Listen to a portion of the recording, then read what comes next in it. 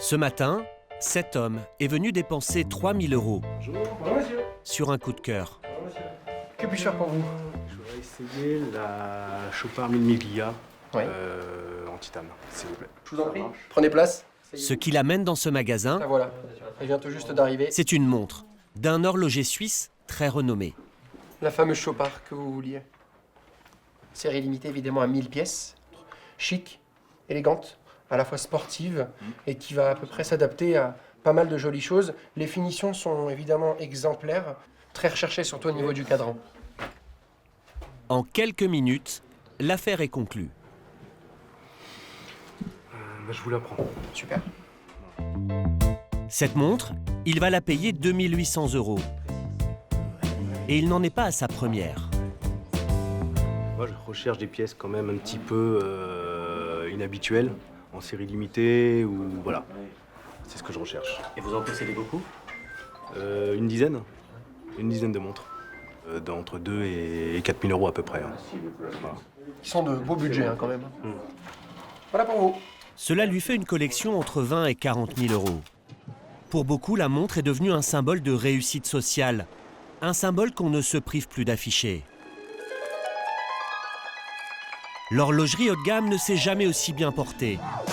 Elle génère chaque année en France un chiffre d'affaires d'environ 1,5 milliard d'euros. Un luxe qui s'étale à longueur de publicité. Pourtant, les prix de certaines de ces montres ont de quoi faire tourner la tête.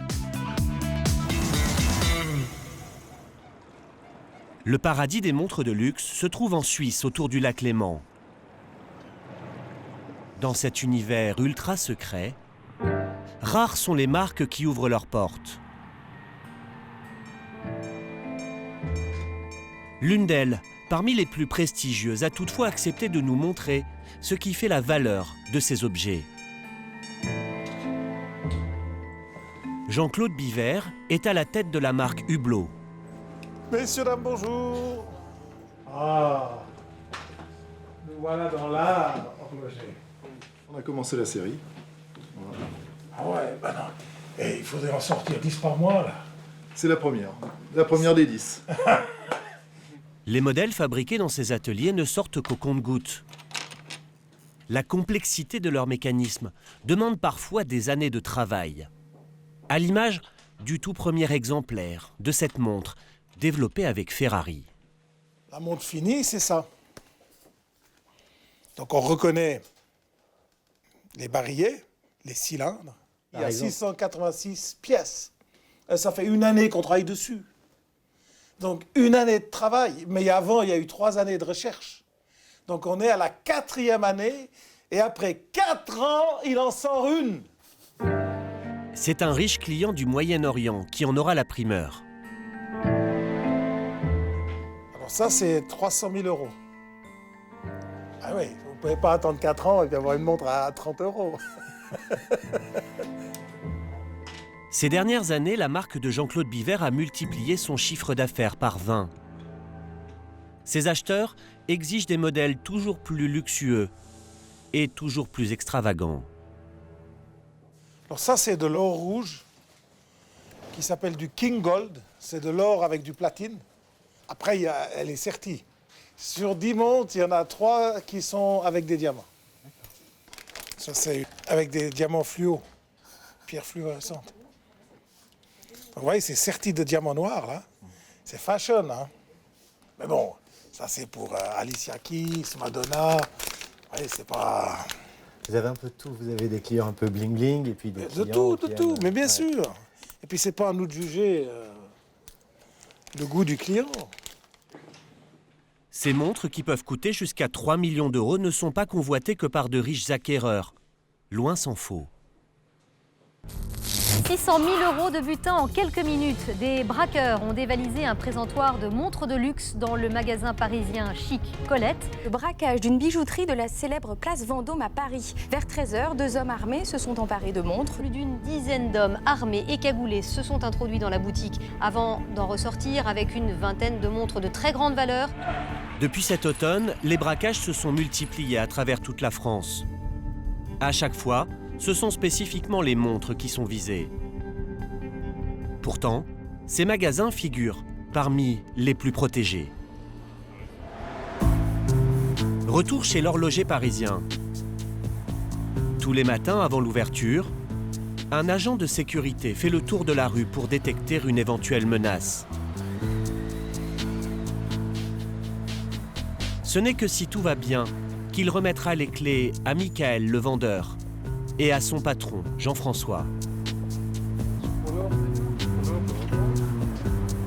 Merci beaucoup. Une fois les deux hommes installés à l'intérieur, l'agent de sécurité pourra repartir.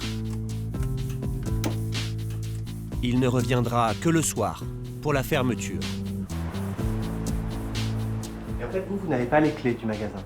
Non, en fait, si vous voulez, ce gardien-là est là uniquement pour nous donner les clés, nous les reprendre de sorte à ce qu'aucune menace ne soit possible. Nous n'avons pas les clés du magasin, donc aucune menace ne peut être envisageable pour nous, tout simplement. Jean-François, le patron, peut maintenant sortir ses montres du coffre-fort. Il est le seul à pouvoir l'ouvrir. C'est un sacré coffre-fort que vous avez là. Oui, il faudrait peut-être une trentaine ou une quarantaine d'heures de travail pour réussir à l'ouvrir. Et je pense qu'aujourd'hui, ce sont des spécialistes qui n'existent plus. Ici, les montres valent de 1000 à plusieurs dizaines de milliers d'euros. On l'installe ? Oui, bien sûr. Pour tenter de limiter les risques, Jean-François a fait installer une quinzaine de systèmes de sécurité différents.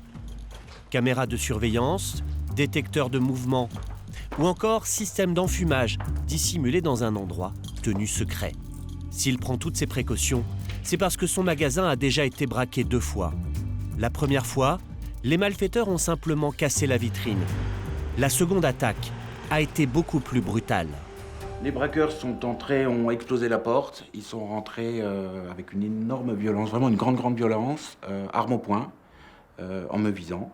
Et puis voilà, l'opération dure très peu de temps. Elle est d'une extrême violence. Et ça s'est soldé. Ils sont partis avec une trentaine de montres.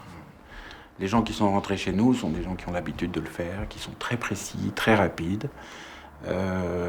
Qui utilise un ton extrêmement violent sur lequel on n'a pas envie de discuter, il n'y a pas de discussion. Ce sont des gens très aguerris qui ont de l'expérience. Les professionnels ne sont plus les seuls visés. De plus en plus, des particuliers sont également agressés dans la rue. Des attaques qui se sont multipliées ces derniers mois dans la capitale, notamment ici, dans le quartier des Champs-Élysées.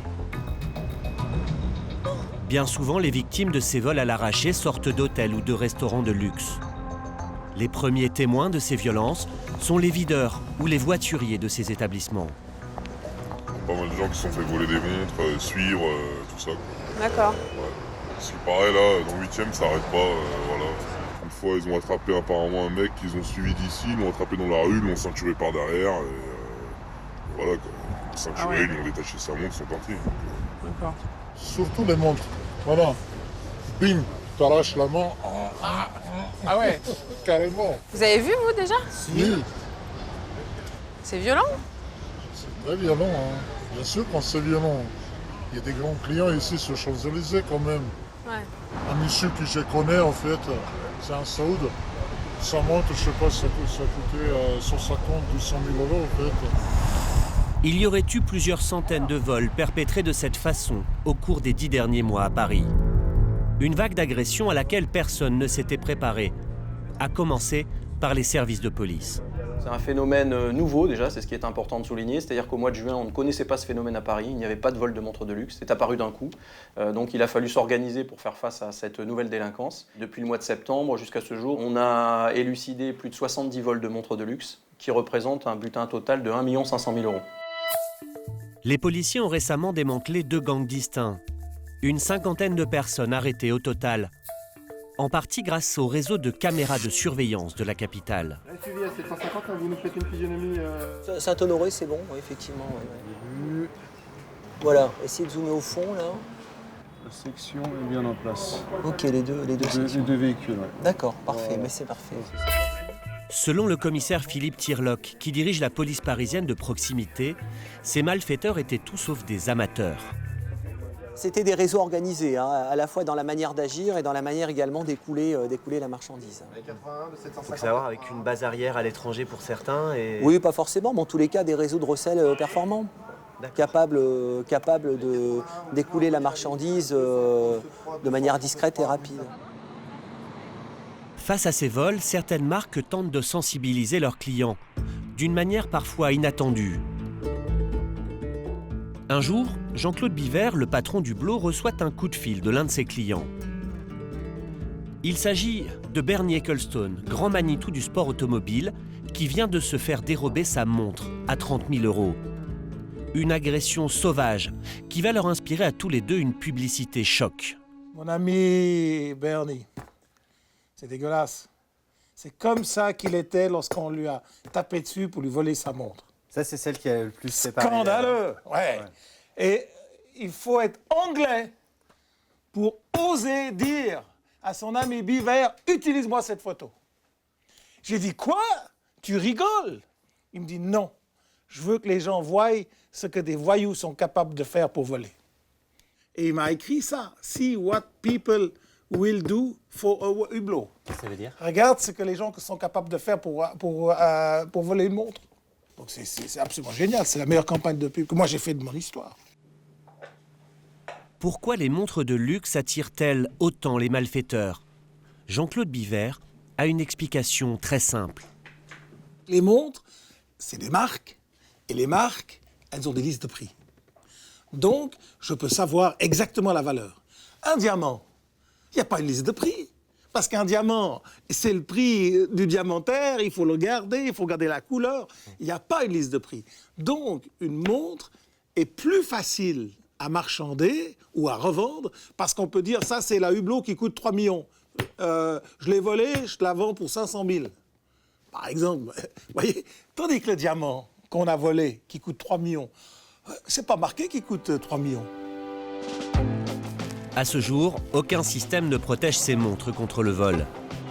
Seul leur numéro de série permet parfois d'en retrouver une des années plus tard.